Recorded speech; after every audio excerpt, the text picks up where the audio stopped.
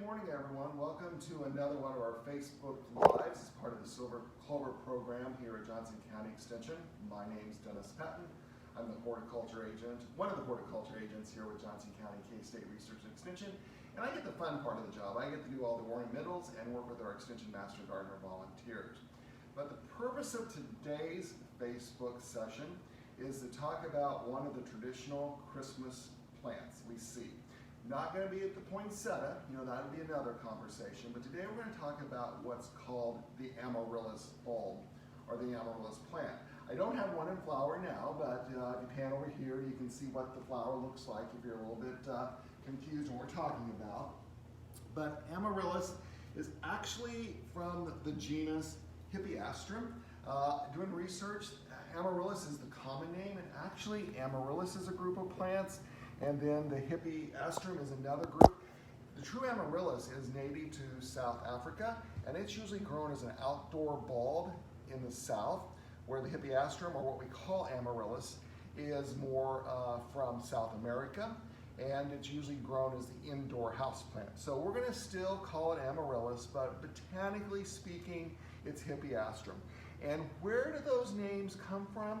We know, as I was doing research, there's a couple different ways it came from. First of all, it was discovered or named from a Reverend William Hilbert many years ago. And I gotta look this up to make I get it right. And he named it this Hippeastrum because in his mind, hippie, he transformed in the word night with a K, not like darkness, but medieval nights, and then astrum as star. And so he came up with this name translated as night star, which reminded him of a medieval weapon, the way the flower shaped. The other story I've heard is that hippos in Greek means horse rider, and so then they took the Hippeastrum to look more like a horse's head, and so that's how we get the name. But anyway, just a little bit of fun facts for you. So the Hippeastrum Amaryllis is actually also a tropical bulb, like I said, native to South America. Actually, it can be grown outdoors, like we do tulips here in the south, zone 9, 10, and warmer south. Here, it's basically treated as a houseplant. So what do you get with an Amaryllis? How does it work? What starts with it? So Amaryllis is what we call a true bulb, and by that I mean it has a base, a basal plate, which everything grows from. When you buy the bulb, if it's a new one, everything you need to grow that plant is actually contained in this bulb. You could actually just set this on your counter and let it go, and it would probably bloom. But when you get it, like in this one that's been in the dark, you can see it's still kind of white. You'll see where the blooms already started to emerge. And in about 4 to 8 weeks, this would then burst into flower. So when you get the bulb, you got a couple options what to do with it. So before I plant it though, I want to just kind of go through. A lot of times the Amaryllis will divide or grow by what they call bulblets. So you can see here off the side of this one, you're already getting a second bulb that's going to form. And eventually down the road, a couple years down the road, this would be large enough that it would potentially flower. So you could divide it, give away, have another pot. And when it comes to Amaryllis, the bigger the bulb, the bigger the flower. So a lot of times you'll see these grown or sold by size. And also you'll see a lot of price range variations. From a smaller bulb that may sell for $5 to $10 to a larger bulb that could go to $10 to $20. What's the difference? Smaller bulbs, you may just get one flower stalk. On a larger, more vigorous bulb, you may get a couple of flower stalks. And each flower stalk probably has 2 to 4, probably 3 to 4 blooms per stalk. Usually the one stalk comes first, and then after that one's about finished, the second stalk will come up. So they're dormant when you plant them. And one of the things about Amaryllis when you plant them is they like to be crowded, so they don't want to go in a really big pot. So a lot of times we recommend getting a pot maybe an inch bigger than the size of the bulb itself. Of course, in the kit that we're giving away, it already comes with a pot. And no matter what you pot it in at home, if you get your own, you've always got to have a drainage hole. A flower pot is not a pot unless it has a drainage hole to let that water go away. And the other thing about Amaryllis is that a lot of bulbs, like tulips, daffodils, when you think about planting them 4 to 6 inches deep, not so with Amaryllis. It's actually maybe the upper third or so where the bulb is left sticking out of the ground. Where they grow these outdoors in the south, they need extremely high organic matter soils with really good drainage.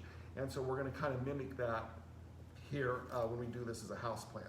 So in the kit or whatever, you're planting a dormant bulb yourself, you want a good quality potting soil, one that has a lot of pine bark, peat moss, that's very light, very fluffy. And so the trick is kind of to figure out where that height is. So you got maybe that, a third or so of the bulb sticking out. So it's probably best to start just by putting some potting soil in the base of your pot. I like to take my fingers and kind of lightly pack it down, not real heavy. And then I just kind of guesstimate.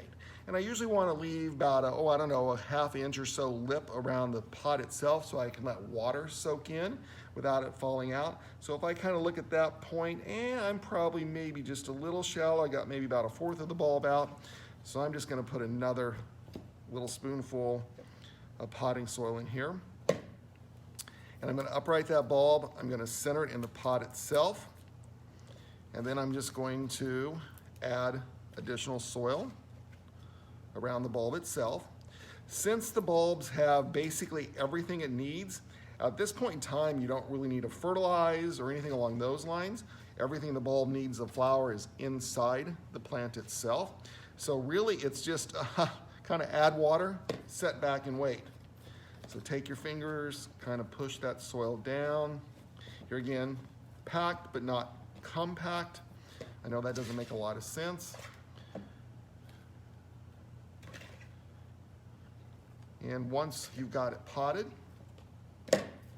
basically you're going to add water and set back and wait. So there's potting up your dry or bare root Amaryllis bulb. So in this pot over here, I have one that I potted up about 3 weeks ago. So you can see we got these large strapping green leaves coming out. And like on this other one, you can see the flower bud just starting to emerge. So at this point in time, you're going to place your Amaryllis in bright light. Probably not direct sunlight, could be a little bright. You want to keep it out of a hot draft because that's going to dry out the bulb. So more bright light out of the hot drafts. And just keep it evenly moist, maybe slightly on the dry side, because that bulb's going to eventually put out more roots and then it's going to flower. So then the question comes, well, after I've enjoyed my Amaryllis bulb, and so like I said, it's probably going to take 4 to 8 weeks from this planting stage till it blooms. The warmer the climate, the quicker it's going to bloom. The cooler, the longer it's going to take to bloom. So potting this up now is probably not going to have a bloom for Christmas. A lot of people they get these for the holiday season, and actually they get the flower more around Valentine's Day. So that's a nice kind of surprise to get the bloom later in the season. Like I said, we're just going to set this, enjoy it, and then once the bloom stalks are done, you're just going to cut those off, and then you have a choice to make. You have 2 options. One, you say, I've enjoyed it, you can throw this in the trash, move on, life is good. Gardeners, though, cannot throw that plant away. So what gardeners are going to want to do is save this. So once it's done blooming, we really need to think about this as a houseplant. So what we need is this green strapping leaves to grow, flourish, and produce as much energy as possible. So at that point in time, after flowering, you can start lightly fertilizing and then keep it in the house. And then once we get past danger of frost, probably somewhere around early May, you can put this out on your patio. It won't take blazing hot sun, morning sun, filtered afternoon sun, and so you're just going to set it out on your patio in the pot, keep it going, water it, love it, because what you want to do is get as many green strapping leaves as possible. Because here again, those leaves push that energy down into the bulb. By the time this bulb goes dormant in the late fall, and we'll talk about that in a second, it's already determined your flower for the next year, okay? So we're gonna bring it back inside then before frost, somewhere in September, October. And I brought one of my Amaryllis bulbs from home out of my basement. And so this has been sitting in my basement probably since into September. And you can see it's slowly starting to die down. It put out a few leaves. And so what you wanna do is force this into dormancy. So some people go ahead and cut off all the green leaves. We're gonna keep it dry in the dark. You can see this pot's extremely dry. And Amaryllis, the rebloom again's gotta go through a resting stage. It needs, depending on the variety, probably 6 to 8 weeks of a rest period before it's going to be ready to regrow and bloom again. So on this pot here, you can see how it's kind of misshapen. It was round, but here was the main Amaryllis bulb, and now I have 1, 2, 3, 4, 5 side shoots. So before I bring this out of the darkness and start reblooming it here for this season, I could pull this out of the pot, I could pull those bulbs apart, and I would have more Amaryllis to give to friends as gifts. Or I'm going to choose to leave multiple bulbs in here so when it blooms, I have several bloom stalks and it makes a more dramatic display. So, kind of reviewing the steps of going through Amaryllis.